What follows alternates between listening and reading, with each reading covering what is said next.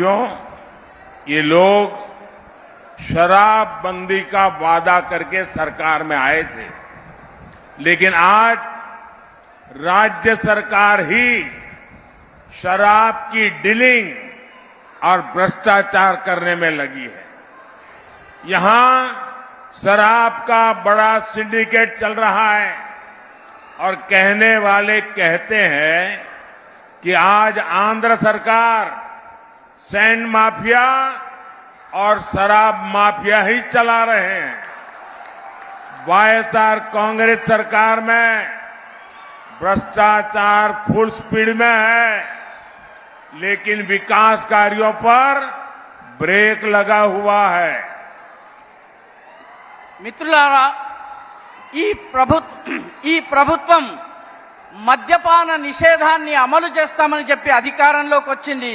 కానీ ఇప్పుడు రాష్ట్ర ప్రభుత్వమే మద్యం యొక్క లావాదేవీలు చేస్తోంది, వ్యాపారం చేస్తోంది, అదేవిధంగా అవినీతికి పాల్పడుతోంది. ఇక్కడ వారికోస్ వెయిన్స్ వ్యాధికి కేవలం 30 నిమిషాల్లో చికిత్స. కాల్ చేయండి 9989527715. మద్యానికి సంబంధించినటువంటి ఒక పెద్ద సిండికేట్ నడుస్తోంది. చెప్పే కొందరి కథనం ప్రకారము నేడు ఆంధ్రప్రదేశ్ ప్రభుత్వంలో మద్యం మాఫియా, ఇసుక మాఫియాల రాజ్యమే నడుస్తోంది. వైఎస్ఆర్ కాంగ్రెస్ ప్రభుత్వము ఈ ప్రభుత్వంలో అవినీతి ఫుల్ స్పీడ్ లో ఉంది, కానీ అభివృద్ధికి బ్రేక్ పడింది. साथियों, आपको याद होगा वाईएसआर कांग्रेस ने आंध्र प्रदेश में 3 राजधानी बनाने की बात कही थी, लेकिन इतने वर्षों में ये एक राजधानी भी नहीं बना पाए। 3 राजधानियों के नाम पर ये लोग बड़ी लूट के चक्कर में थे, लेकिन उसके पहले ही सरकार का खजाना खाली कर दिया है।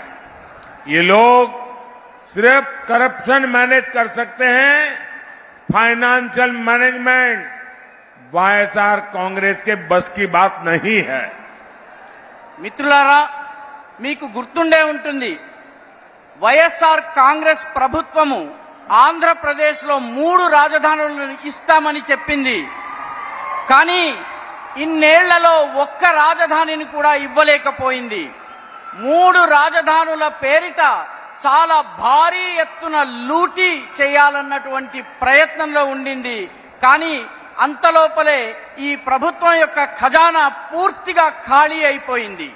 వీళ్ళు కేవలము అవినీతిని మాత్రమే మేనేజ్ చేయగలరు, కరప్షన్ ని మాత్రమే మేనేజ్ చేయగలరు.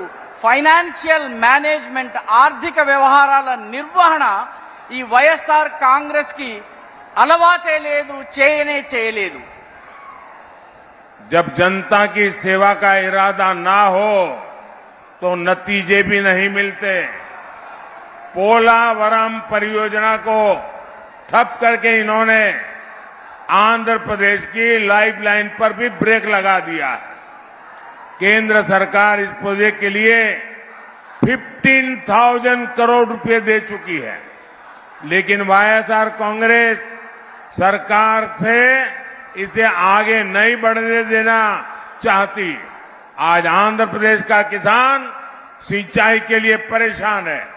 किसानों को पैडी का सही रेट भी नहीं मिल रहा है। मैं आपको विश्वास दिलाता हूं, 4 जून के बाद आंध्र प्रदेश में एनडीए सरकार ऐसी सभी समस्याओं को दूर करेगी। మిత్రులారా,